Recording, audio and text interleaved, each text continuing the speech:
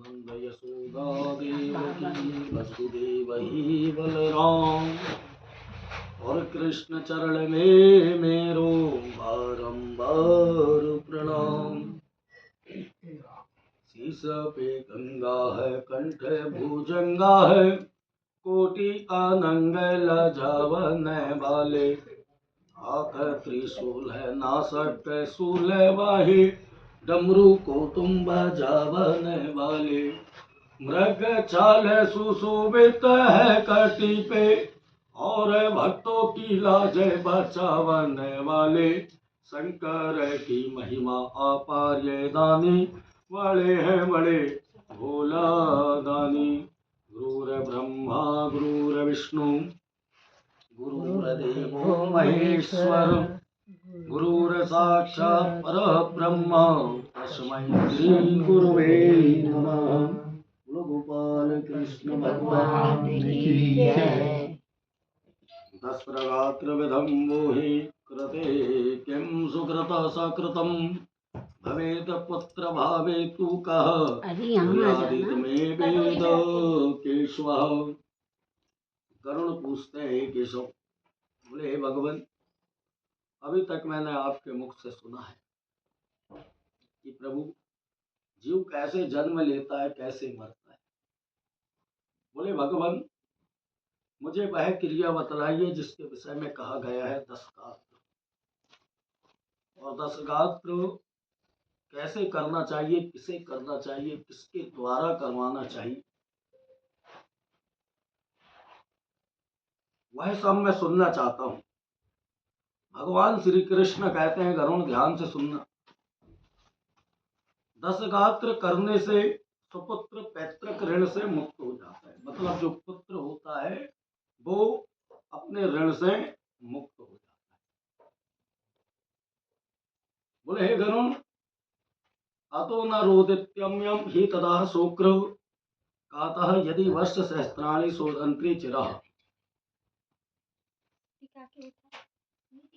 बोले गरुण ध्यान रखना, बोले जिसकी उत्पत्ति हुई है उसकी मृत्यु निश्चित है, जिसने जन्म लिया है उसकी मृत्यु निश्चित है। क्योंकि संसार में कोई भी मनुष्य अपनी आयु को नहीं रोक सकता। संसार में कोई भी प्राणी जो आया है पृथ्वी लोक में, एक दिन उसे जाना है। तथा दुखेन युधिष्ठिरः कस्यचितः केनचितः। बोले भगवान, जब मनुष्य शरीर है तो दुख भी लगा है और सुख भी लगा है। कोई शरीर से परेशान है, कोई अपने शरीर से परेशान है, कोई रोग से परेशान है, कोई अपने परिवार से परेशान है। संसार में बतलाइए चिंता किसे नहीं? हर किसी को चिंता है कि है? कोई है बगैर चिंता? और वही चिंता क्या बना देती है? चिता बना देती है, और वही चिता से एक दिन जीव चला जाता है। बोले भगवान, अपि स्वस्य शरीरेण प्रत्व जगने की मुंह तानिए। तो भगवान भी कह रहे हैं कि संसार में सबसे बड़ा धन है शरीर। जो अपने शरीर से सुखी है वो ये समझ जाओ कि संसार में सभी प्रकार से सब चीजों से संपन्न है। यथा ही पथिकः विश्वमेतः विश्वरम्य न पुनः कच्चितः ततश्च भूत्रगमा समः, यत्र प्रातः संस्कृतं भोज्यं सायं त्वचः विनश्यति तत्र कार्यं च देवः नित्यर्थः। बोले भगवान, जैसे कोई रास्ते में जाने वाला प्राणी वृक्ष की छाया में कुछ समय के लिए विश्राम कर चला जाता है या विश्राम करता है, उसी प्रकार प्राणियों का समागम होता है और चलते रहता है। ये शरीर पृथ्वी पर लीन हो जाता है। और बोले भगवान, शरीर मात्र क्षण मात्र में भ्रष्ट, और शरीर क्षण मात्र में नष्ट हो जाता है। और ऐसे शरीर के लिए क्या रोना? रोना है तो उससे जीव आत्मा के लिए रोना चाहिए। अब बोले भगवान ध्यान से सुनना, इसलिए जब भी मनुष्य का हम 10वां करें, 10 गात्र की विधि करें, तो उसे बड़े ही नियम से और भाव से करना चाहिए। अब 10 गात्र जिसे हम कहते हैं 10वां, क्या कहते हैं? 10वां। 10वें के विषय में भगवान ने बतलाया है, पुत्र के ही द्वारा ये कर्म करवाना चाहिए, और पुत्र के साथ यदि पति गए हैं तो साथ में पत्नी को भी ऐसे तीर्थ में जाना चाहिए। कहां पर? जहां पर अपन ये कर्म करते हैं। इसलिए इस 10वें में परिवार के कोई भी सदस्य जा सकते हैं। जिसके मन में भाव है, श्रद्धा है कि हमें भी जाना है, तो वो जाकर वहां पर सम्मिलित हो सकता है। पितृ पूजन में नहीं बैठेगा, और जब उसका पिंड का पूजन होगा वो उसमें नहीं बैठेगा। उसमें कौन बैठेगा? जिसने अग्नि संस्कार किया है। बाकी दूर से नमन होकर प्रणाम कर कर वहां पर वो भाव भक्ति से पूजन कर सकता है। ऐसा किसने कहा है? स्वयं मनु ने कहा है। अब ये मनु कौन है? ध्यान से सुनना। संसार की जब उत्पत्ति हुई तो सबसे पृथ्वी लोक में कौन आया? जिसकी हम सब संतान हैं। कहीं ना कहीं से पहले जात वर्ण कुछ नहीं होता था। संसार में सबसे पहले क्या आया है? एक मनु नाम का व्यक्ति आया है। कौन आया है? मनु, जिसकी हम लोग सभी संतान हैं। और मनु का उपयोग 2 जगह किया जाता है। जिसका गोत्र नहीं मालूम, जैसे अपना सरनेम नहीं मालूम, जिसे अपना नाम नहीं मालूम। जैसे हम पूजन करते हैं, संकल्प लेते हैं, तो संकल्प लेते टाइम बोलते हैं ना, अद्य अमुक नाम अमुक गोत्र। नाम और गोत्र का उच्चारण करने से क्या होता है कि पूजन भगवान हमारा स्वीकार करते हैं। किसी कारण हमें हमारा गोत्र नहीं मालूम, सरनेम नहीं मालूम, तो उस समय क्या लेना चाहिए? अपना नाम और पीछे मनु लगाना चाहिए। क्यों? क्योंकि कहीं ना कहीं से हम उस मनु की संतान है। और वही मनु की संतान क्या कहलाई है? मनुष्य। क्या कहलाई है? मनुष्य। बोले हे भगवान, जब आप घर से निकलो तो कैसे निकलना चाहिए? ध्यान से सुनना। घर के द्वार के सामने चौक पूरना चाहिए। क्या करना चाहिए? द्वार के सामने चौक पूरना चाहिए। चौक पूरने के पश्चात जो अस्थियां रहती हैं सबको उसका पूजन करना चाहिए, भाव से, मानसिक रूप से। चौक पे रख के हाथ में मन से भाव से पूजन करना चाहिए। जिसने अग्नि संस्कार किया है वही व्यक्ति, वही पुत्र हाथ में उस मटकी को रखता है जिसके अंदर अस्थियां है, और उसी में दूर से हल्दी गुलाल और थोड़ा सा पुष्प लेकर छोड़कर सभी परिवार वाले प्रणाम करते हैं। क्या करते हैं? प्रणाम करते हैं। देखिए, घर से अपना क्या गया था? शुरू दिन शरीर गया था। ठीक है, शरीर क्या है? शरीर तो नाशवान है, वो तो मिट्टी में मिल ही जाता है। किंतु अस्थि है, और अस्थि के विषय में आया है कि अस्थि जलती नहीं है। अस्थि नहीं जलती। अस्थि का ये वर्णन आया है कि जब हम गंगा जी में जाकर विसर्जन करते हैं, जितने दिन तक अस्थि गंगा तीर्थ में रहती है उतने दिन तक जीव कहाँ रहता है? स्वर्ग और वैकुंठ में रहता है। ये गरुड़ महापुराण की कथा है। फिर बोले गरुड़, हाथ जोड़कर प्रणाम करना चाहिए। जो भी हमारे परिवार से, चाहे माता गए हों चाहे पिता गए हों, उनकी अस्थियों को नतमस्तक होकर प्रणाम करना चाहिए। और जो साथ में लेकर जाता है वो कहाँ लेकर दबा कर जाता है? अपने सीने से, हृदय से लगा कर जाता है। किसी कारणवश यदि उसे बाहर जाना हो तो छोटे भाई को दे सकता है या पुत्र को दे सकता है। वो अस्थियां होता है कि ट्रेन में बैठे जो लेकर जा रहा है, उसे बाहर जाना है, किसी कारण से रुकना है या कुछ और करना उसे, तो वो अस्थि को साथ में जो जाता है उसे वो अपने सीने से लगा सकता है। बोले हे गरुड़, ध्यान से सुनना। और जैसे ही उस घाट में पहुंचते हैं, कौन सा घाट?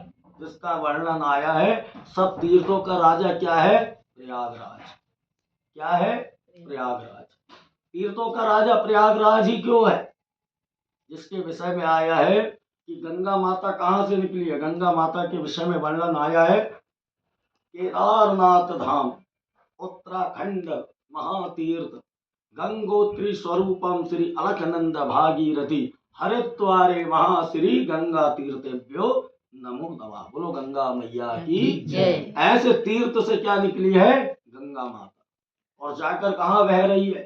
प्रयागराज। और प्रयागराज में 3 नदियों का संगम है। कौन सी नदियों का संगम है? 3 नदियों का। कौन कौन सी? सरस्वती, यमुना और गंगा। ये तीनों कौन है? इसी को माँ लक्ष्मी, माँ सरस्वती और माँ गौरा का रूप भी माना जाता है। देखिए, अब अंत समय में हम कह रहे हैं ना कि जननी जननम, जन्म देने वाली भी माँ है, मरने के बाद भी वही माँ पृथ्वी रूप में आ गई। और जब गंगा में जा रहे हैं तो वही माँ हमें माँ लक्ष्मी, माँ सरस्वती और माँ गंगा के रूप में मिल गई। धन्य है माँ। और मरने के बाद भी वही गंगा माता, वही गौ माता के रूप में मिल गई। तो बताइए, माँ ने कहीं पीछे छोड़ा है कि अपने बच्चों का? नहीं छोड़ा है ना। जीते जी भी जन्म दिया, मरने के बाद भी हमें वो अपने आंचल में ढाल देती है। उसी का तो नाम माँ है। और संसार में माँ शब्द सबसे बड़ा होता है। माँ वो शब्द है जिसके अंदर संसार में भगवान ने कहा है, जिस प्रकार ओम है ना, ओम के अंदर सारा ब्रह्मांड है, उसी प्रकार माँ के अंदर संसार का सारा सुख है। और माँ की ममता को कोई पहचान सकता है क्या? माँ के विषय में तो ये बतलाया है कि समुद्र के जल को नापा जा सकता है, समुद्र के जल को नापा जा सकता है, और उस आसमान को भी खंड खंड किया जा सकता है, किंतु माँ के प्यार को कोई महसूस नहीं कर सकता। माँ का प्रेम अथाह है, अथाह। जिस प्रकार हमारा शास्त्र अथाह है, जितना घुसोगे उतना आनंद आएगा, उसी प्रकार माँ की ममता है। बोले हे गरुण, उस प्रकार वह माँ के चरणों में जैसे ही वो तीर्थ में जाता है, प्रयागराज में जैसे ही पहुंचते हो तो सबसे पहले उस भूमि को प्रणाम करना चाहिए। क्या करना चाहिए? भूमि को प्रणाम करना चाहिए। उसके बाद वहां पर जाकर जो भी अपने पंडा है, जो भी पुजारी है, उनसे अपनी वंशावली देखना चाहिए। किसे देखना चाहिए? अपनी वंशावली। क्योंकि इससे पहले भी हमारे बहुत पितरों का करके आए, उन पितरों को प्रणाम करना चाहिए कि हे पितृदेव, हम आपका आशीर्वाद लेने आए हैं। और उसके बाद ब्राह्मण के द्वारा वहां पर बड़े ही भाव से पूजन करवाना चाहिए। क्या करवाना चाहिए? पूजन करवाना चाहिए। अब पूजन वहां किस किस चीजों से होते हैं? ध्यान से सुनना। तिल, ये तिल है क्या? ये भगवान का श्वेत रूप बतलाया गया है। क्या बतलाया गया है? भगवान का श्वेत रूप है। तिल क्या है? तिल स्वयं भगवान बांके बिहारी का रूप है। और जो क्या है? सबसे पहले पृथ्वी लोक में क्या उगी थी? जो पहले हम लोग जो कलश जलाते थे, दीप जलाते थे, तो किस में रखते थे? कलश में जौ को बुआते थे। किसको? जौ को। अब क्या उगा रहे हैं हम लोग? गेहूं। बोले गरुड़, उसी तिल और जौ के द्वारा, ब्राह्मण के द्वारा मंत्र उच्चारण से क्या बनवाए जाते हैं? पिंड। क्या बनवाए जाते हैं? पिंड। सबसे पहले अस्थियों को उसी मटकी में सामने चौक पूर के रखना, उसे प्रणाम करना, और अपने एक ही हाथे से, एक हाथ से पिंड बनाए जाते हैं। कैसे? एक हाथ से। और किसके द्वारा? ये 3 उंगली और ये अंगूठे के द्वारा एक एक पिंड बनकर, बोले गरुड़, अंगूठे के द्वारा रख कर उसे प्रणाम करना। क्या करना? प्रणाम करना। और टोटल वहां कितने पिंड बनेंगे? 10। कितने? 10। कितने बनेंगे? 10।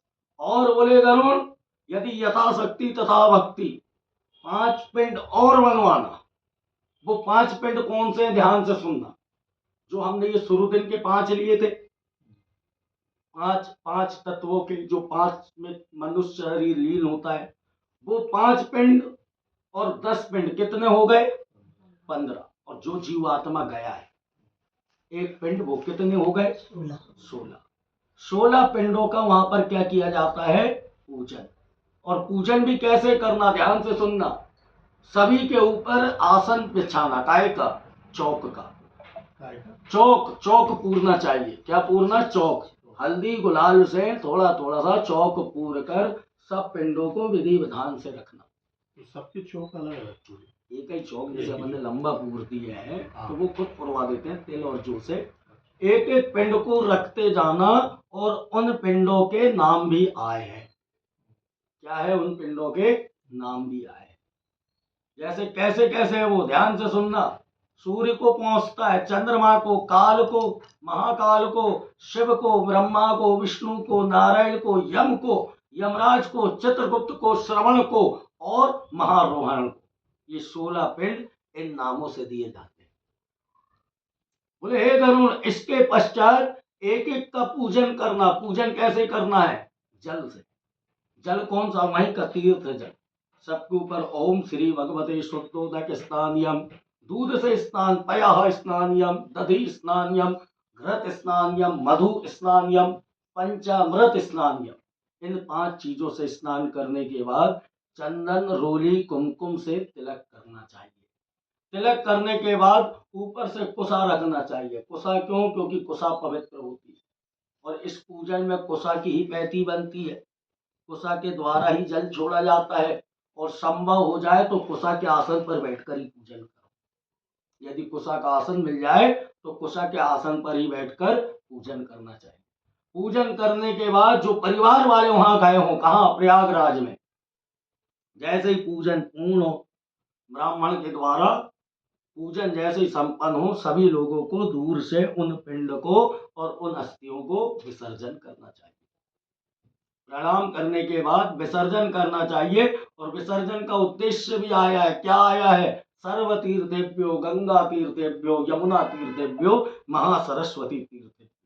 ये नहीं कि अपन गए हैं प्रयागराज और ले जाके सीधे सूरज में छोड़ दिए। बीच में जहाँ त्रिवेणी संगम आता है वहीं पर नाव के द्वारा जाकर उन पिंड और उन अस्थियों को विसर्जन करना चाहिए। बोले हे गरुड़, जैसे ही आप विसर्जन करोगे उसकी छत्र छाया, उसका स्वरूप उस जल में दिख जाता है। उस जल में दिख जाता है और उसी समय वो आशीर्वाद दे देता है। और कहा गया है शास्त्रों में कि अब मेरे से रिश्ता तोड़ दे और दूसरे से जोड़ दे। फिर वो चला जाता है। बोले गरुड़, फिर तो बोले गरुड़, वो जैसे ही जाता है ना तो वहां पर बस एक ही उद्देश्य कहता है कि बेटा, मैंने तुझे यहाँ का आशीर्वाद दे दिया है, अब एक बार और तेरे घर आऊंगा, फिर मैं तेरे तरफ मुंह मोड़ कर नहीं देखूंगा। ये सही विधान और विधान से करने वाले को 10 गात्र का फल प्राप्त होता है। और जो 10 गात्र की क्रिया करता है पुत्र, उसे 10 दिशाओं का फल मिलता है। दिशाएं कितनी होती है? 10। कितनी होती है? 10। उस पुत्र के लिए 10 दिशाओं से आशीर्वाद मिलता है। और 10 दिशा एक ऐसी दिशा है जहां 10 दिशाओं में 33 कोटि के देवता बैठे हैं कि नहीं बैठे? दिशाएं कितनी होती हैं? 10। कौन कौन सी? पूर्व, पश्चिम, उत्तर, दक्षिण, नैतव्य, वायव्य, ईशान, पूर्व, प्रतिव्य। ये 10 दिशाओं को क्या कहा गया है? 10 दिक्पाल। क्या कहा गया है? 10 दिक्पाल, जिनका हम लोग पूजन करते हैं। बोले हे गरुड़, इस प्रकार जो वहां से पूजन करता है और भाव भक्ति से भगवान का ध्यान करता है, 10 दिशाओं से उसे कृपा प्राप्त होती है। इसलिए तो ये 10 गात्र का विधान बतलाया गया है। और जो 10 गात्र की क्रिया नहीं करता, उसका यदि गंगा पूजन भी करो तो वो गंगा पूजन सफल नहीं होता। और 10 गात्र के विषय में बतलाया गया है कि इलाहाबाद प्रयागराज तो तीर्थों का राजा है। ये तीर्थों का राजा कैसे है, ये भी ध्यान से सुनना। सारे देवता वहीं पहुंचते हैं। कहां पर? प्रयागराज में, जहां पर स्वयं सब देवताओं ने भी अपने माता पिता का किया था। और तीर्थों का राजा प्रयागराज और मुक्ति का राजा क्या है? गया जी। क्या है? गया जी। बोले हे गरुड़, जितना हो सके जीते जी एक बार प्रयागराज जाना चाहिए और प्रयागराज जाने के बाद सीधे गया जी जाना चाहिए।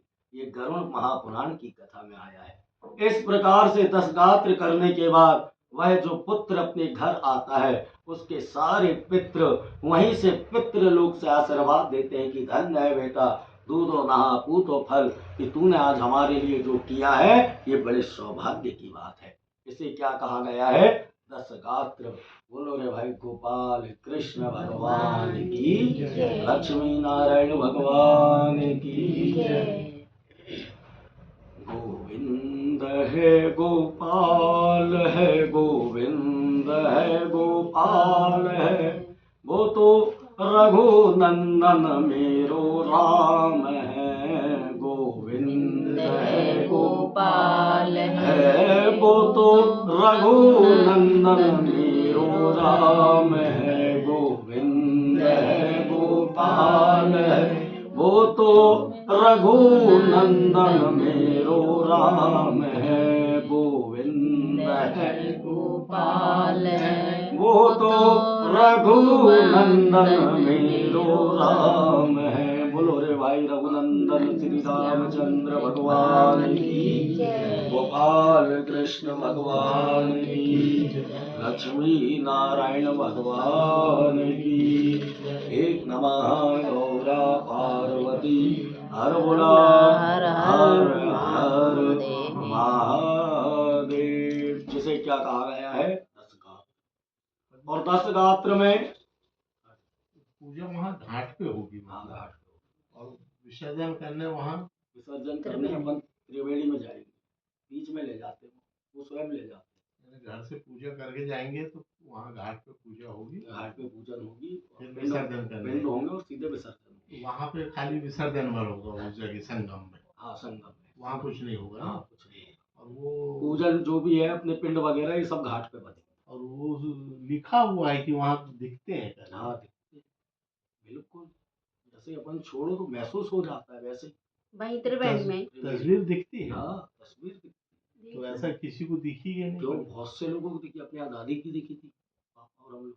आप गए थे? हाँ, हम गए थे, दिखी थी। दादी के टाइम हम लोग गए थे, तो पापा जी ने जोड़े थे, हम लोग खड़े क्यों? थे, तो बिल्कुल वहाँ पर जैसे ही अस्थि और फूल विसर्जन किए और पिंड विसर्जन किए, तो पानी का बिल्कुल ऐसा गोला बना, इतना बड़ा उठा हाँ तो एकदम से। तो देखो वहाँ बहुत सी चीजें होती हैं, अच्छा, या तो बिल्कुल पानी का गोला बन जाएगा, पंडित जी का या तो कछुआ रूप में आ जाए कुछ, हाँ, या मतलब उस समय जो घटना घटी है अच्छा, अपन ये समझ जाओ कि कुछ हुआ है भैया।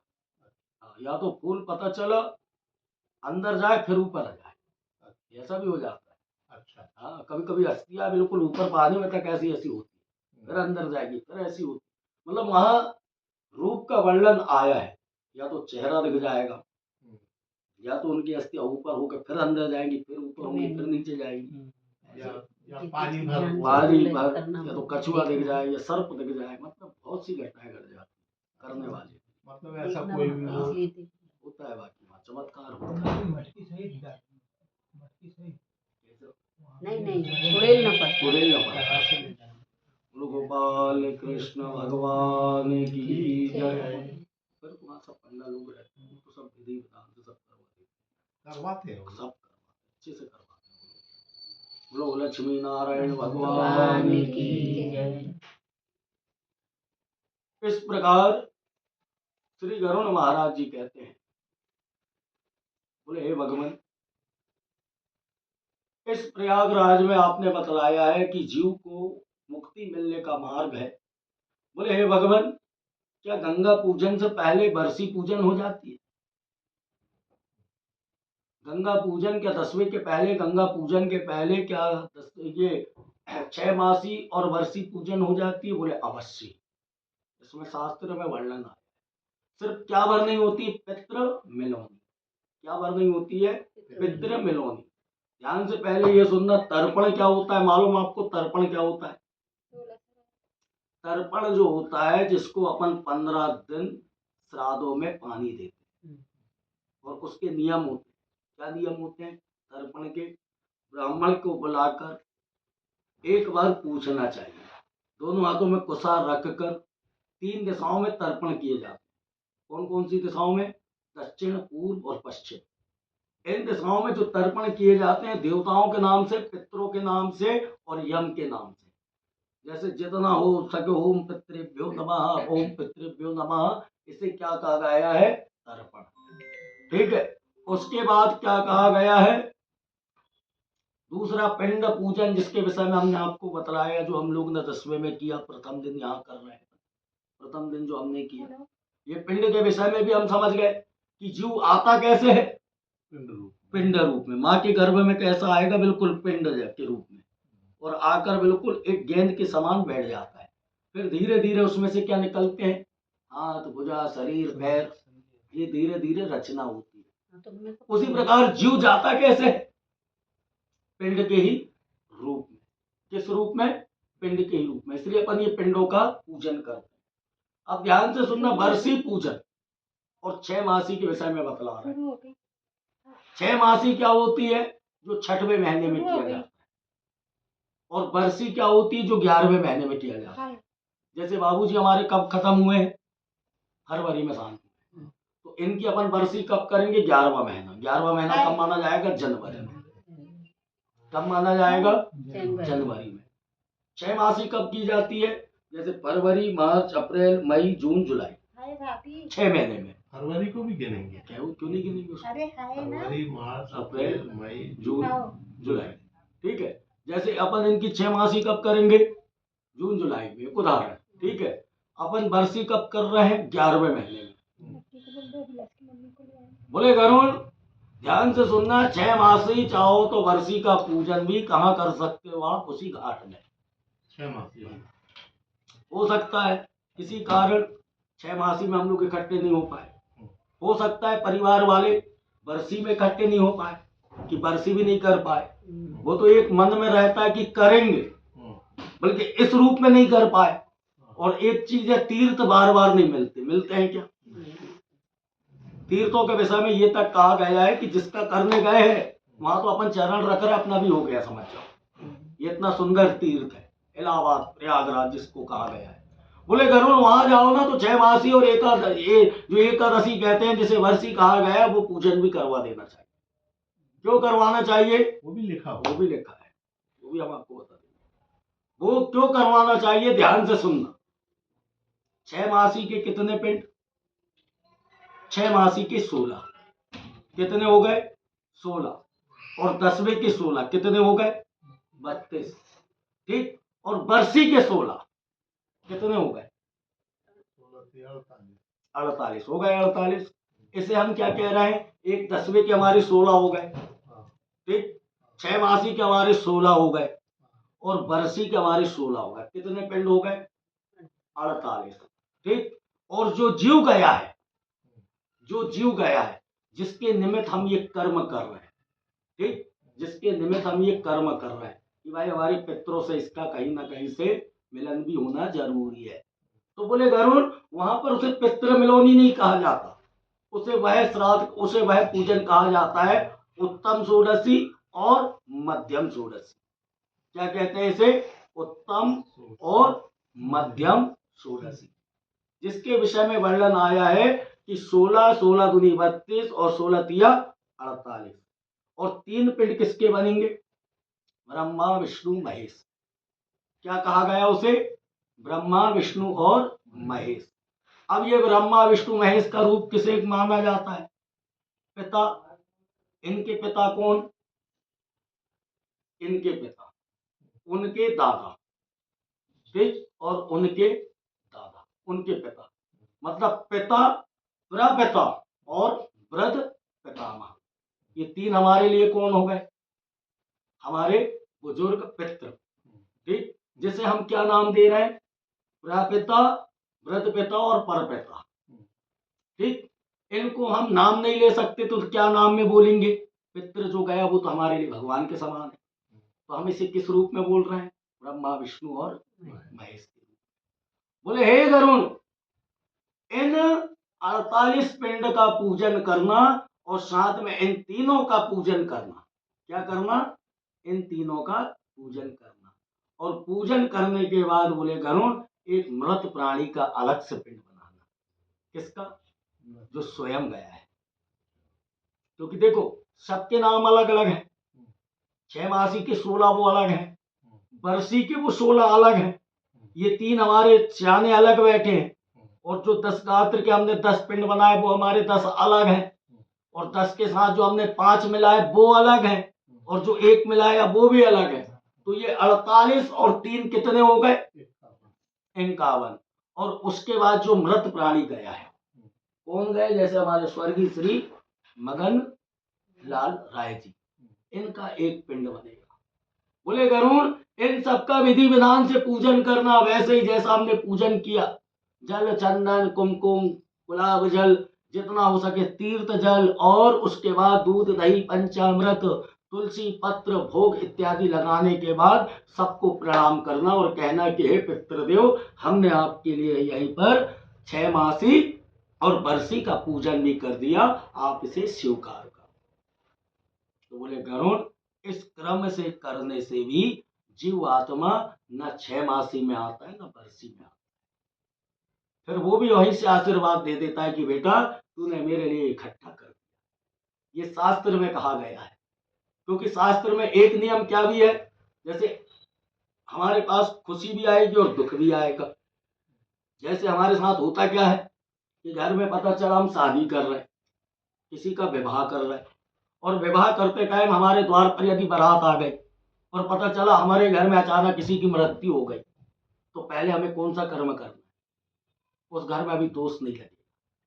क्यों? क्योंकि उस घर में जो पहले से धर्म का आयोजन पहले से निश्चित हुआ था वो पहले किया जाता है। बेटी की शादी कर लो, बेटी की आप विदा भी कर सकते हो, और आपके घर में यदि कोई मेहमान भी आया है, 10 लोग भी जुड़े हैं, तो उस घर में आप भोजन भी कर सकते हो। क्यों कर सकते हो? क्योंकि ये आयोजन हमने पहले से वर्णित किया था। उसके बाद मृत प्राणी का कर्म करना चाहिए, ये शास्त्र कह रहा है। तो उसी में लिखा पंडित जी, ये इसी में लिखा है, खुल हम सब दिखा देंगे आप। गरुड़ पुराण। गरुड़ पुराण में पूरा, अभी हम आपको पूरा डिटेल से बता देंगे। तो बोले गरुड़, ध्यान से सुनना, क्या करना चाहिए? पहले कौन सा कर्म करना चाहिए? पहले कौन सा कर्म करना चाहिए हमें? जो हमने पहले से निर्धारित किया। और उसके बाद हमें क्या करना चाहिए? शादी विवाह करना चाहिए, क्योंकि हमने तो पहले से अपने देवों को पूज लिया था। जो पहले से हमने जिसका निमंत्रण दिया, पहले आप उसका करेंगे ना, फिर उसके बाद दूसरा करना चाहिए। और जैसे ही वहां से बेटी चली जाए, उस घर में फिर दोष लग जाता है, उस घर में दोष लग जाता है। इसमें यह तक लिखा है, यदि हम आपके घर भागवत कथा कर रहे हैं और हमारे परिवार में यदि कोई शांत हो जाए, ठीक, हमारे घर में परिवार में कोई शांत हो जाए, हम आपके यहाँ वर्णित बन के बैठ गए। क्या बन के बैठ गए? वर्णित। हमने आपसे संकल्प ले लिया कि हम ये गरुड़ पुराण कर रहे हैं, 6 दिन हम आपके घर में रुके। जब तक हम आपके घर में पूजन कर रहे हैं, यदि हम घर गए तो हमें दोष लग जाएगा, और यदि हम आपके घर में बैठ के पूजन कर रहे हैं तो हमें कोई दोष नहीं लगेगा। क्यों नहीं लगेगा? क्योंकि जो पहले से वर्णित हो, पहले उसे पूजा जाता है, उसके बाद दूसरे को देखा जाता है। ये गरुड़ महापुराण में आया। तो बोले गरुड़, उसी प्रकार हम उस घाट में जाकर 6 मासी और बरसी भी कर सकते हैं।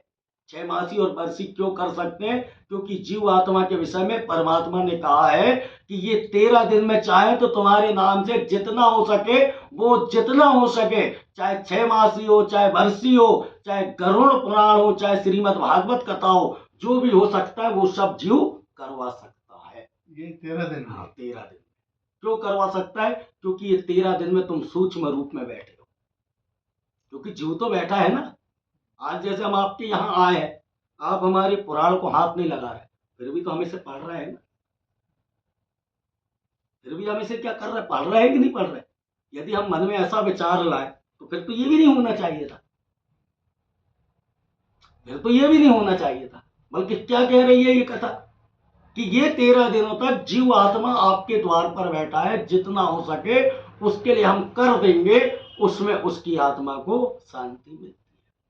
बोले गरुड़, 6 मासी और वर्षी करने के बाद वहां से सीधे क्या करना चाहिए? फिर हमें प्रणाम कर कर अपने घर में क्या करना चाहिए? गंगा जली करना चाहिए। क्या करना चाहिए? गंगा जली। और गंगा जली के विषय में वर्णन क्या आया है कि गंगा जली का पूजन कहीं नहीं है। ये गरुड़ महापुराण की पूरी कथा में आया है कि गंगा जली का पूजन है ही नहीं। वो तो हम क्या कर रहे हैं, ये अपनी लोक रीति है। लोक रीति कैसी? सिर्फ ये वर्णन आया है कि वहां से आप आइए, 11वें 12वें दिन यदि हमने वहां कर्म किया है, हमारी आत्मा को शांति नहीं है, तो वो कर्म घर में भी किया जा सकता है। ये गरुड़ महापुराण में आया है। आप एक चीज मन में विचार करना, कई लोग इलाहाबाद जाते हैं, प्रयागराज जाते हैं, वहां क्या होता है, जल्दी जल्दी में वो पंडित जी लोग कर देते हैं, बिल्कुल एक बार में बैठा ले, उन्होंने 10 मिनट में कर दी। यजमान कह रहा पंडित जी हम को संतुष्ट कुछ नहीं है। तो आप देखना कई घरों में गंगा पूजन के एक दिन पहले भी जो वहां घाट में पूजन करते हैं ना, वो घर में भी करवा लेते हैं। देखे होंगे आपने, गंगा पूजन के एक दिन पहले कई लोग घर में भी पिंड पूजन करवाते हैं। क्यों करवाते हैं? कि पंडित जी हमने वहां किया किंतु हमको संतुष्टि नहीं है। और ये वर्णन है जैसे अपन वहां गए किसी कारण भाई, क्योंकि अपन बार बार तो ये कर नहीं रहे, जैसे अपन वहां गए वो तो तीर्थों का फल है, वहां तो गए यदि हाथ भी लगाए तो काम हो नहीं है, बल्कि मन की शांति, मन की शांति सबसे पहले देखी जाएगी ना। वहां किसी कारण गए, वहां हमारा अच्छे से नहीं हुआ तो मन में एक जिज्ञासा तो लगी, घर में हमने सब विधान से किया, वहां हमारा पूजन अच्छा नहीं हुआ, तो उसकी शांति के लिए उस कर्म को घर में भी किया जा सकता है 13वीं के पहले। और 13 दिन का नियम क्या है?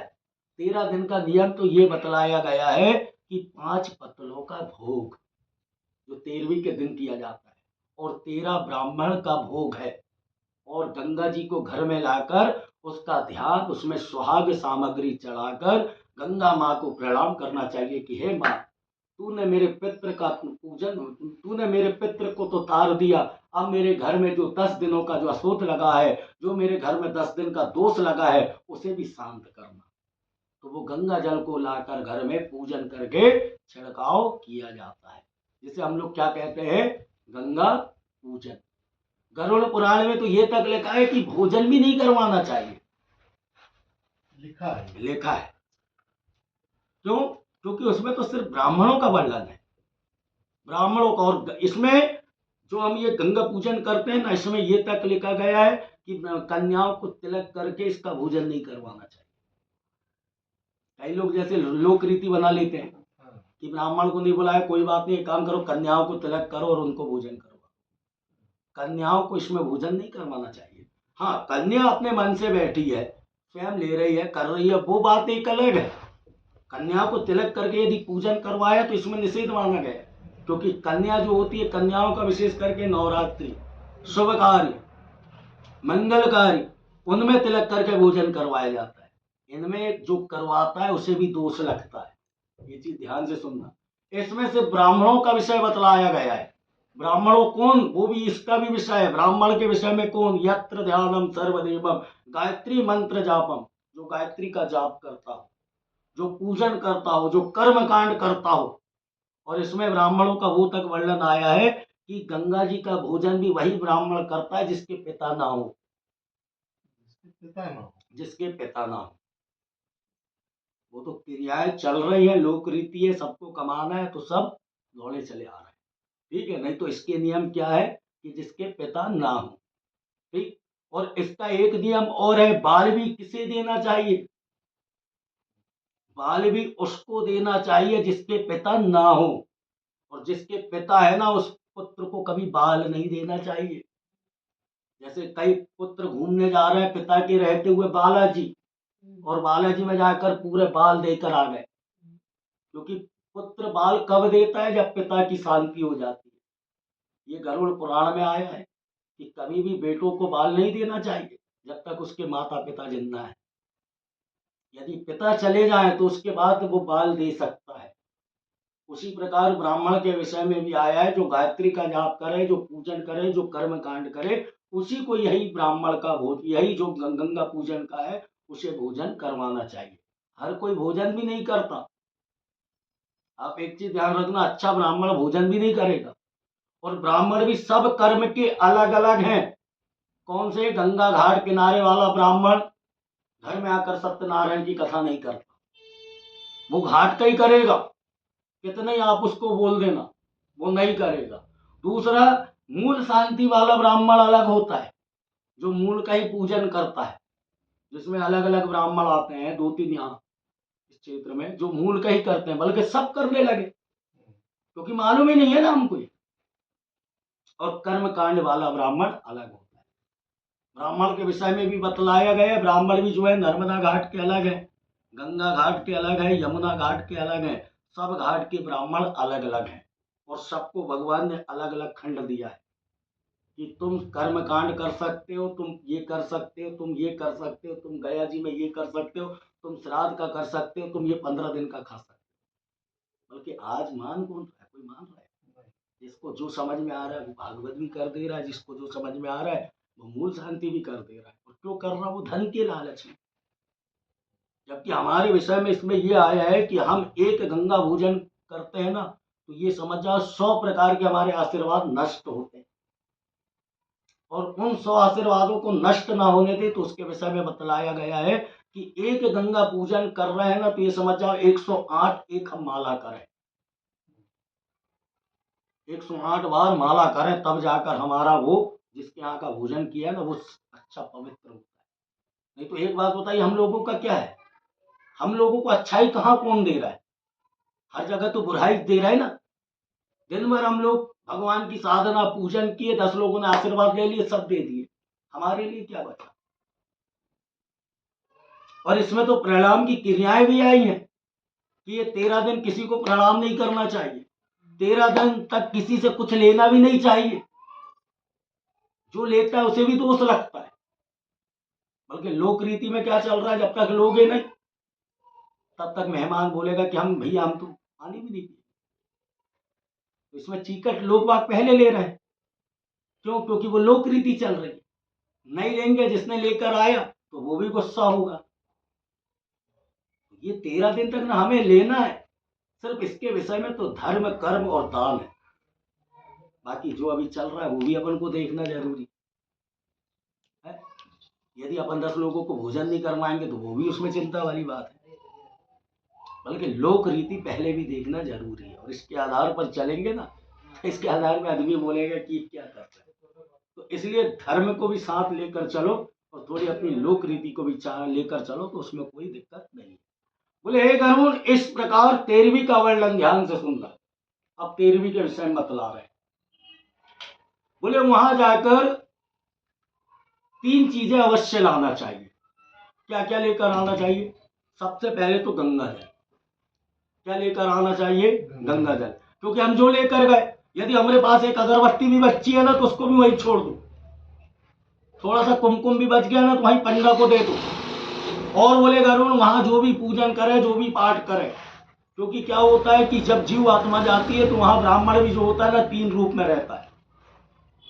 अच्छे से भाव से करवाओगे तो नारायण रूप में मिलेगा, बुरे कर्म से करवाओगे तो काल रूप में मिलेगा, और प्रेत मन से करवाओगे तो वो यम के रूप में मिलेगा। इसलिए बोले गरुड़, मन से भाव से जितना हो सके वहां यथाशक्ति तथा भक्ति से दान देकर संतुष्टि से पूजन करवा, और जो वहां दे दिया उसे बोलना नहीं। क्योंकि भाई होता है, पंडित जी ने बोल दिया, हमको नहीं लग रहा, एक ऐसा हमको लगा कि नहीं इतने में पंडित जी आप भी पंडित जी, तो वो काम हमारा अच्छे से हो गया। पता चला हम काम करवा रहे हैं, वो रुष्ट हो रहा है और हम रुष्ट हो रहा है, तो क्या जिस जीव आत्मा के लिए करने गया तो क्या उसको शांति मिलेगी? नहीं मिलेगी। तो वहां यथाशक्ति तथा भक्ति, मन से भाव से कर्म करवाना। और बोले गरुड़, वहां की चीजें ध्यान से सुनना, गंगा जल वहीं से लाना। कहाँ का? उसी घाट का। ठीक। उसके बाद त्रिवेणी से जल वहीं से लाया जाता है, त्रिवेणी से प्रणाम करके जल लेकर आना साथ में, और वहीं से गंगा जली भी लेकर आना। जल तो अपन कुप्पी में रख लेंगे, एक आती है गंगा जली छोटी वाली, जिसमें वो भरते हैं, वो गंगा जली को लाना। बोले गरुड़, और सौभाग्य का सामान वहीं से लाना है। सौभाग्य का क्या क्या? साड़ी, ब्लाउज, कंघी, ऐना, पाउडर, बिछिया, चुनरी, माहौल, जो अपन गंगा माता का पूजन करके चढ़ाएंगे, ये कहाँ से लाना है अपन को? वहीं से लाना। दूसरी चीज बोले हे गरुड़, घंटी, घंटी लाना चाहिए। क्या लाना चाहिए? घंटी। और तीसरी चीज क्या? ब्राह्मण वरण। क्या है? ब्राह्मण वरण। जो ब्राह्मणों को हम देंगे ना, जैसे 13 ब्राह्मणों को, 15 ब्राह्मणों को जो हम देंगे, जैसे किसी को चटाई दें, किसी को घंटी दें, किसी को लोटा दें, जो भी दें, चाहे एक एक तुलसी की माला दें, ये हमको वहीं से लाना चाहिए। क्योंकि वहीं का लाकर देने से ही जीव आत्मा को शांति मिलती है। जैसे भाई हम वहां गए तो हमने एक एक तुलसी की माला ले लिए, लोटे ले लिए, चाहे घंटी ले लिए, चाहे गमछा ले लिए, 13 ब्राह्मणों का हम वहीं से ला सकते हैं। ठीक। और उसको लाकर अपने घर पर पूजन करना है। पूजन कर ब्राह्मण के द्वारा गंगा जली का पूजन करना, और उस दिन शांति पाठ सुना जाता है। गरुड़ पुराण में आया है कि 13वें दिन क्या सुना जाता है? शांति पाठ, जिसके विषय में हम लोग क्या कहते हैं कि जीव आत्मा को अब शांति मिले। पूरे परिवार वालों के साथ बैठकर गंगा जी का पूजन करना, शांति का पाठ करना, और शांति का पाठ करने के बाद होम दीप इत्यादि से माँ भगवती की आरती करना, और ब्राह्मण को बुलाकर सबके चरण को धोना। ब्राह्मण के चरण क्यों धोए जाते हैं? नमो ब्राह्मण देवाय गौ ब्राह्मण हिताय च जगद्दिताय कृष्णाय गोविंदाय नमः। ब्राह्मण के चरण धोने मात्र से जीव भवसागर से पार हो जाता है। ब्राह्मण के मस्तक में तिलक लगाना और प्रणाम करना, ब्राह्मण को पेट भर के भोजन करवाना और उसके बाद स्वयं ब्राह्मण को जो बन सके इत्यादि दान देकर हाथ जोड़कर प्रणाम करना और सब ब्राह्मणों से आशीर्वाद लेना। इसके बाद अपने घर के परिवार के जो भी भाई बंधु कुटुंबवासी आए सबको भोजन प्रसाद देकर स्वयं भोजन प्रसाद लेना। बोले हे गरुण, इस क्रिया से जो 13वीं का पूजन करेगा वो जीव आत्मा को शांति मिलती है, जिसमें उसे गंगा धाम की प्राप्ति होती है। कहाँ की धाम की प्राप्ति होती है? गंगा धाम। बोले गरुड़, और इसमें जो अपन 5 पत्तलों का भोग है ये विशेष देना चाहिए। क्यों देते हैं अपन ये 5 पत्तलों का भोग? तुम्हें मालूम है? क्योंकि जीव कहां से गया है। शुरू दिन हमने क्या दिया था? 5 तत्वों के नाम से 5 पिंड दिया था। अब जीव का आखिरी कर्म कौन सा कर रहा है? गंगा पूजन ही कर रहा है ना। तो वो 5 तत्वों में जहां जहां हमने उसको पिंड दिया तो क्या उसके नाम का भोग नहीं देंगे? देंगे कि नहीं देंगे? तो कहां कहां दिया जाता है? गौ को क्यों दिया जाता है? क्योंकि गौ माता के विषय में हमने आपको पहले भी बताया कि गौ माता का विशेष वर्णन है, जीते जी भी तारे और मरने के बाद भी तारे। गौ को दूसरा कौन है? पितृ किस रूप में आएगा? 15 दिनों बाद, चाहे वर्षी के समय, चाहे हमारे पितृ पक्ष में, हम क्या कहते हैं? सियाने बुजुर्ग भी कहते थे ना, आओ महाराज, आओ खाओ जाओ। काक भुसुंडी, जिसे कौआ कहा जाता है, कहते हैं कि नहीं कहते हैं? तो ये क्या है? काक भुसुंडी हमारे पितृ है। तीसरा कौन है? क्षेत्रपाल भैरव है। क्षेत्रपाल भैरव, उसका रूप कौन है? कुत्तई का है, तो उसे भी भोग देना चाहिए। चौथा कहाँ भोग देना चाहिए? बहते हुए जल में। बहते हुए जल को तीर्थ माना गया है। बहता हुआ जल हमेशा पवित्र होता है कि नहीं होता है? कहीं डैम बन जाए और अपन कोई बोलते यहाँ का पानी पी लो, तो पी सकते हैं क्या? और कहीं का बहता हुआ जल हमेशा शुद्ध माना जाता है।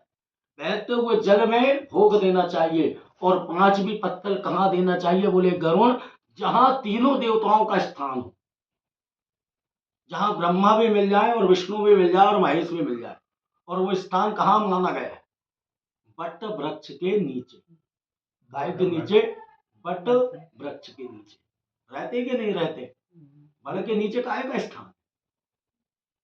ब्रह्मा भी बैठे वहीं और विष्णु भी बैठे और शिव भोले बाबा भी बैठे। पीपल के नीचे नहीं करते। पीपल के नीचे नहीं, बट वृक्ष के नीचे आया। बट वृक्ष के नीचे भोग लगाने से एक पत्तल ले जाकर वहां रख दो और वहां जो भी देवी देवता है, ब्रह्मा हो चाहे विष्णु महेश, उन्हें भोग लग जाता है। और उसके बाद ब्राह्मण इत्यादि को दान भोजन करवाने के बाद स्वयं भोजन करना चाहिए। ये गरुड़ महापुराण में आया है। इसमें ये नहीं आया है कि गंगा जी के विषय में आया है कि गंगा जी को श्रृंगार चढ़ाना है, गंगा जी का धूम इत्यादि करना है। हम लोग क्या करते हैं? गंगा पूजन। और गंगा पूजन क्या होती है?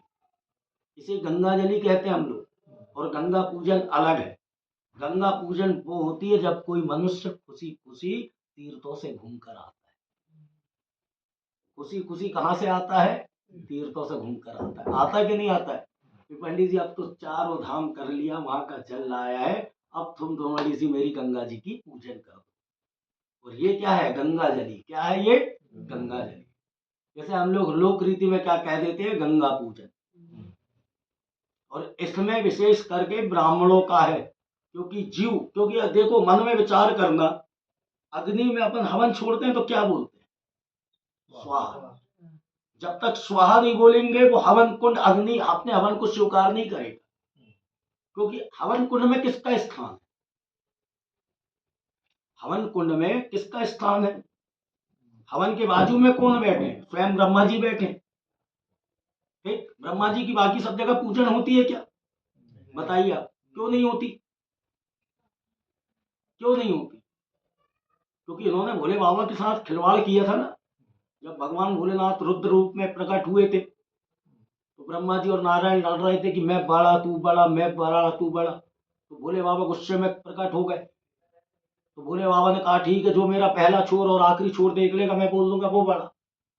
तो ब्रह्मा जी ने झूठ बोल दिया था कि मैंने देख लिया शिवलिंग इतनी बड़ी है। तो उसी समय भोले बाबा ने इनका एक शीश काट दिया था। 5 शीशों में से एक सिर को इनको काट दिया था। तो उसी समय सारे देवता भोले बाबा के चरणों में गिर गए, बोले प्रभु तुमने बताओ आज बोले ब्रह्मा जी का सिर को ही काट दिया। तो बोले ये कह रहे थे कि हम बड़ा और हमसे झूठ बोल रहे हैं। बोले उसी समय कस्तूरी फूल ने भी गवाही दे दी थी कि हाँ प्रभु ब्रह्मा जी ने देखा है, तो फूल भी नहीं चढ़ा जाता वो। तो उसी समय भोले बाबा ने कहा कि ब्रह्मा जी तुम्हारा मैंने सिर काट दिया, ये 4 सिर बचे हैं, फिर भी मैं तुम्हें श्राप देता हूँ, तुम्हें पूजन में कहीं स्थान नहीं मिलेगा और ना तुम्हारा कोई पूजन करेगा। तो पूरे देवताओं ने प्रणाम किया, बोले प्रभु क्षमा कर दो इन ब्रह्मा जी को। तब भगवान ने कहा कि एक ही स्थान दे रहा हूं, कौन सा? हवन कुंड यज्ञ नारायण। यज्ञ नारायण में प्रधान देवता कौन माने गए हैं? ब्रह्मा जी।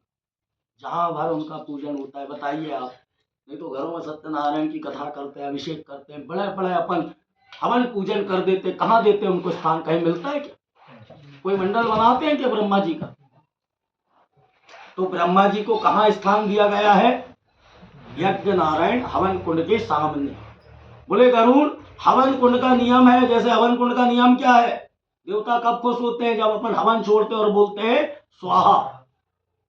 और एक चीज है, हवन देखो देवताओं का पूजन करते हैं तो क्या बोलते हैं अपन?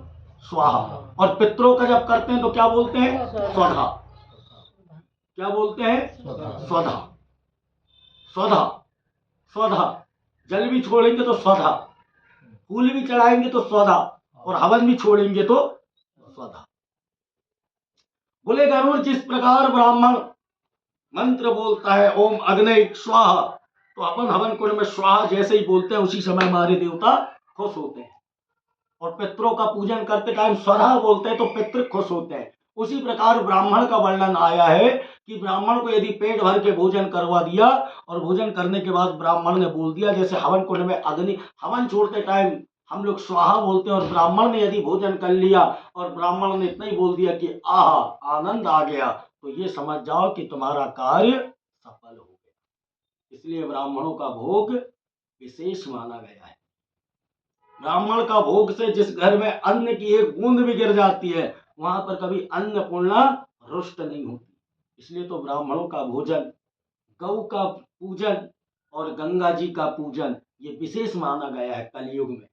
और कलयुग में आज इन्हीं की सबसे बुरी दशा हो रही है। गंगा जी का जल गंगा जी नहीं बन पा रहा, गंगा वैसी निर्मल नहीं दिख रही, उसी प्रकार गौ की कोई सेवा नहीं कर रहा, और उसी प्रकार ब्राह्मण के संसार में सारे दुश्मन बने बैठे हैं। बताइए आप लोग, चाहे सरकार हो चाहे देश हो। अभी तो एक और नया नियम और चालू कर दिए, यूजीसी है। यूजीसी क्या कुछ नियम चालू है ना अभी, ये सामान्य जनरल वालों के लिए। नहीं निरस्त हो गया, नहीं निरस्त हो गए, बल्कि देखो तो आप पहले। तो बोले गरुड़, इस प्रकार ये क्रिया करने से ही जीव आत्मा को शांति मिलती है। अब हम कह दें कि हमने कुछ नहीं किया और जीव आत्मा को शांति मिल जाए, तो क्या मिल सकती है क्या? बताइए आप, मिल सकती है क्या? आज हम आपके यहाँ जैसे पूजन कर रहे हैं, हम लोगों के साथ ऐसे ही होता है। हम सांगठेलम भागवत कथा कर रहे थे, हमारी दादी शांत हो गई, और तीसरा दिन था, हमने पापा को फोन लगाया, मैंने बोला पापा जी क्या हुआ? बोले दादी शांत हो गई। तो बोले बेटा घर आने की जरूरत नहीं, क्यों? क्योंकि तुम वहां पहले वर्णित हो गए, तुम घर आओगे तो तुम्हें दोष लग जाएगा। यदि हम घर पहुंच जाते तो हमें दोष लग जाता। हमने वहां 7 दिन कथा करी, हमारे यजमानों को बताया कि ऐसा ऐसा हो गया। बोले पंडित जी अभी तो आप घर ही नहीं पहुंचे। तो समझदार व्यक्ति वैसे समझ। उसी प्रकार मैंने आपको क्या बताया कि अपन घर में शादी कर रहे हैं और घर में किसी की मृत्यु हो जाए तो पहले शादी करना, फिर उसके बाद मृत्यु का कर्म करना, क्योंकि वहां दोष नहीं लगेगा। क्यों नहीं लगेगा? क्योंकि पहले से जो वर्णित हो, पहले से जो वर्णित हो उसे देखा जाता है। ये गरुड़ महापुराण में भी आया है। बोले यत्र देवम सर्वदेवम, बोले हे गरुड़ अब ध्यान से सुनना, मैं तुम्हें एक अति प्रिय कथा सुना रहा हूं, जिसके विषय में हम कहते हैं ना कि अकाल मृत्यु। अकाल मृत्यु के विषय में सुनते हैं कि नहीं सुनते?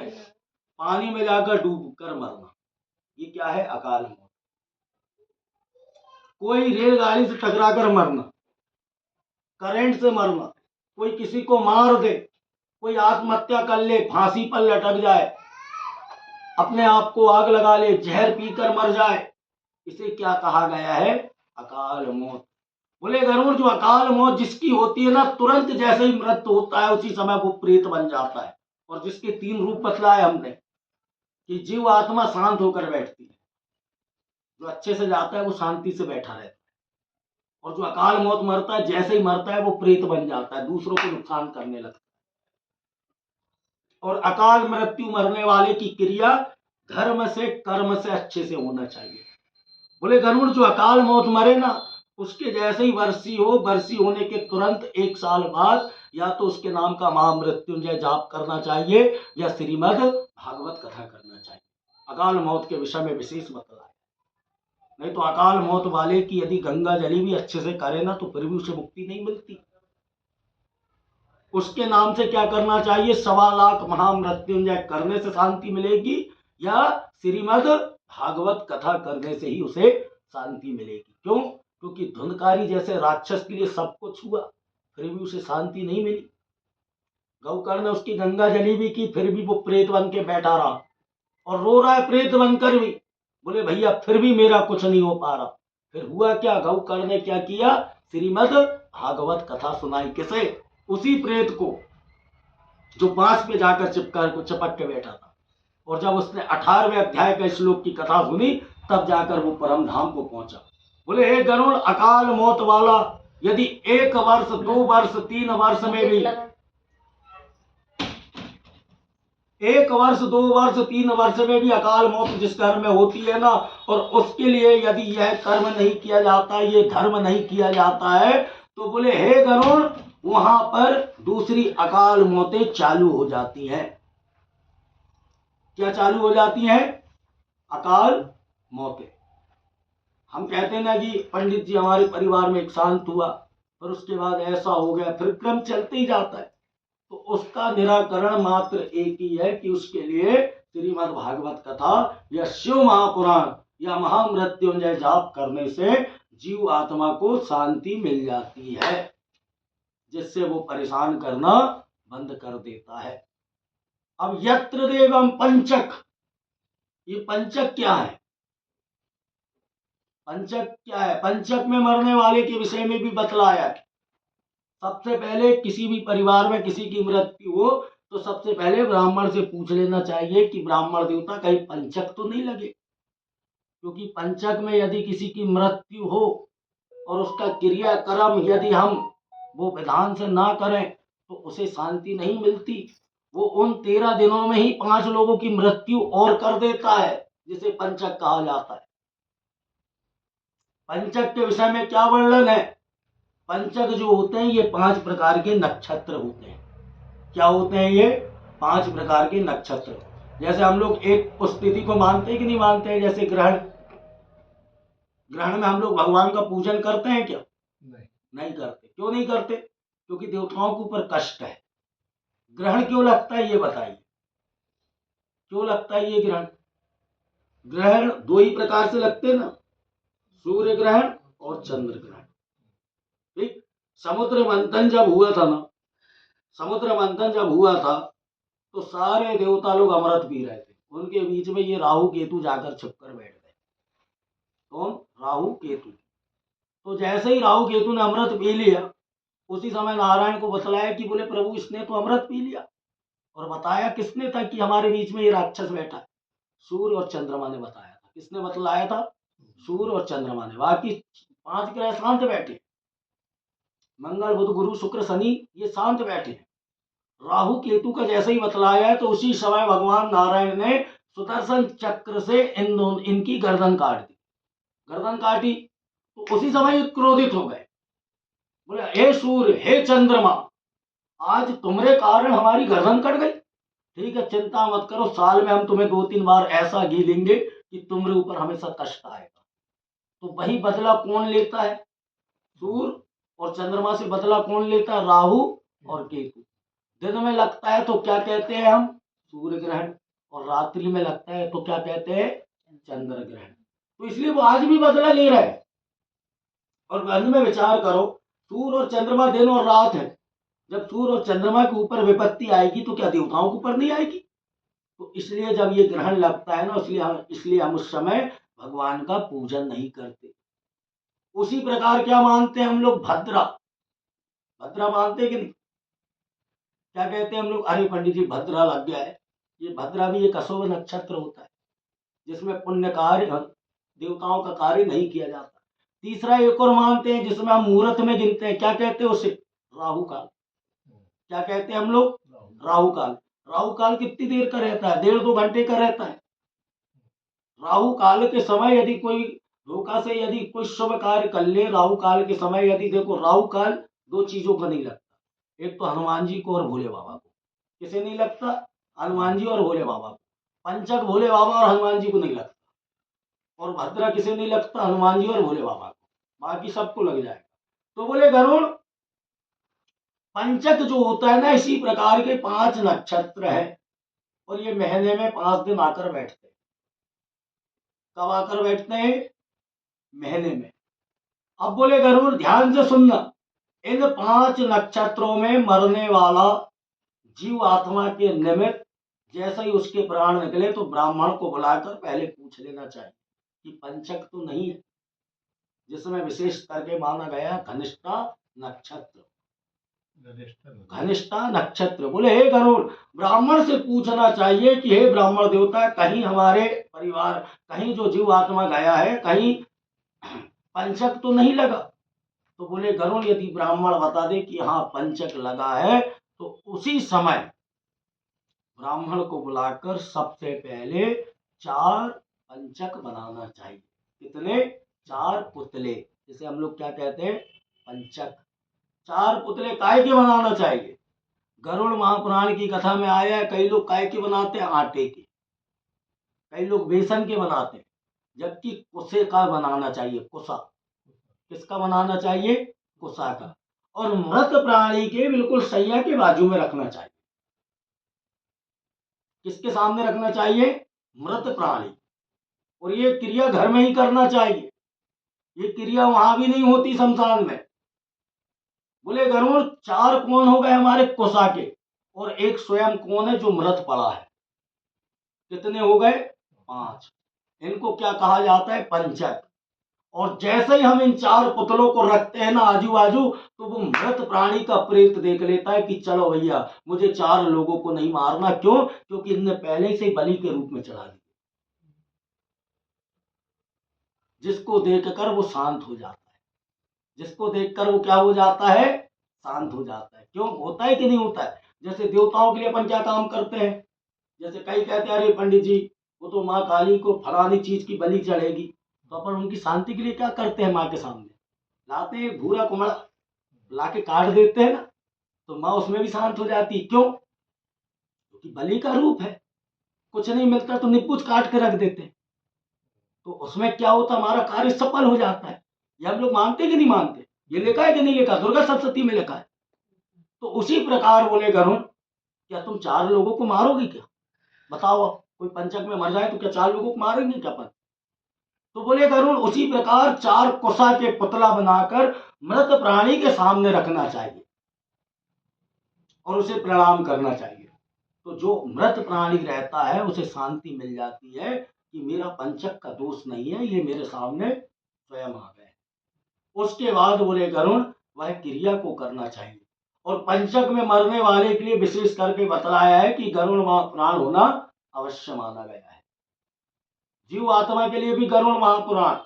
और जिसने यदि किसी के यहाँ कोई शांत हो जाए, तीसरा हो और चौथे 5वें दिन से गरुड़ पुराण करवा लेना, उसके विषय में तो ये तक बतलाया है कि वह अकाल मौत भी मरे तो ये 16 अध्याय सुनने मात्र से भी वो जीव भाव सागर से पार हो जाता है, जिसका नाम गरुड़ महापुराण है।